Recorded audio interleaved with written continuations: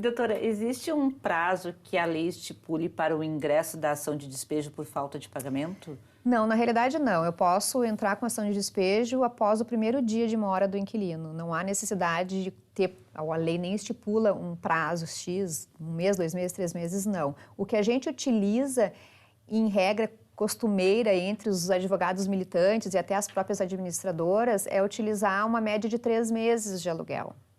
Mas então, um dia a pessoa atrasou o aluguel, já pode correr o risco de ser despejado. Tu vai correr o risco, não, na realidade você não vai ser despejado, você vai ter o ingresso da ação de despejo que vai demorar até você ter esse objetivo que é o despejo, né? Uma ação hoje está girando em torno de 2 anos, mais ou menos, né? É um prazo bem longo. Bem longo mesmo.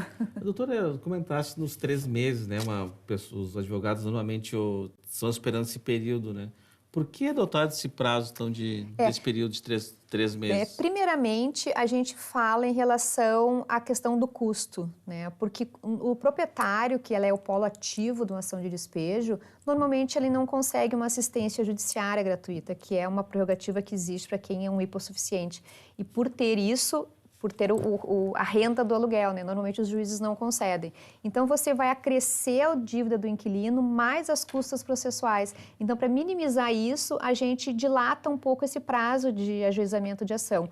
E também, porque quando você tem uma ação de despejo, como a gente falou da morosidade do judiciário, se eu distribuir uma ação hoje, eu não vou ter um réu citado em 3 meses. Então, o que a gente busca? Que nesse interregno de tempo, a gente faça uma composição amigável, a gente busque um acordo e normalmente é eficaz.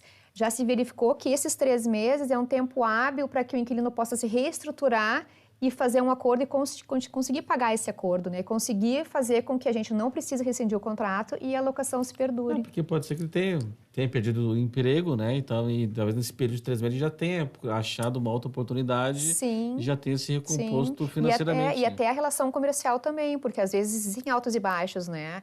Você tem um mês pior, às vezes consegue levantar a função do seu comércio e aí com isso consegue cumprir com o pagamento do aluguel.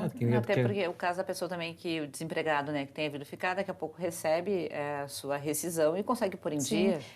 E a gente até vê bastante empréstimos, né? Porque às vezes as pessoas buscam empréstimos, passaram por uma situação difícil, né? Buscam empréstimos, quitam as dívidas, né, com o aluguel e aí vão pagando os seus empréstimos de forma parcelada. Agora também chega o 13º, também é uma forma de botar em dia, também. né? E o comércio também, quem tem um comércio que está com dificuldade, geralmente tem uma sazonalidade muito grande nesse período agora de novembro e dezembro, também é o momento de ele botar também em dia. Então, esses 3 meses salva bastante. E ajuda bastante. Realmente a gente verificou que é um prazo, assim, hábil de você conseguir compor a demanda.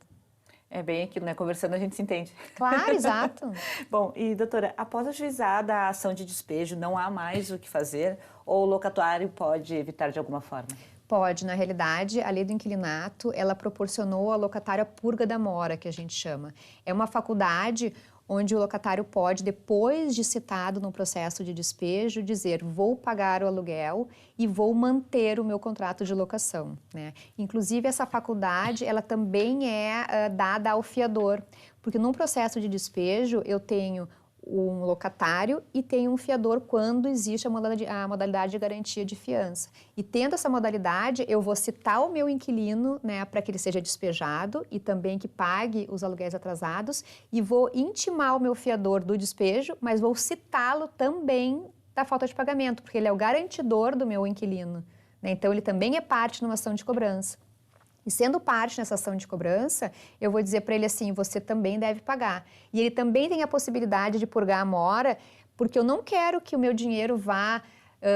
eu vou pegando um aluguel que está adimplido hoje, vou adimplir ele em, sei lá, 12 meses, 24 meses numa ação de despejo, se eu posso purgar a mora antes para o meu afiançado. Então, por isso que é estendido, eu acho justo até, né, que o fiador tenha esse mesmo direito de cessar a dívida para que lá na frente ele não pague um valor muito maior do que ele poderia ter pago havendo a purga da mora.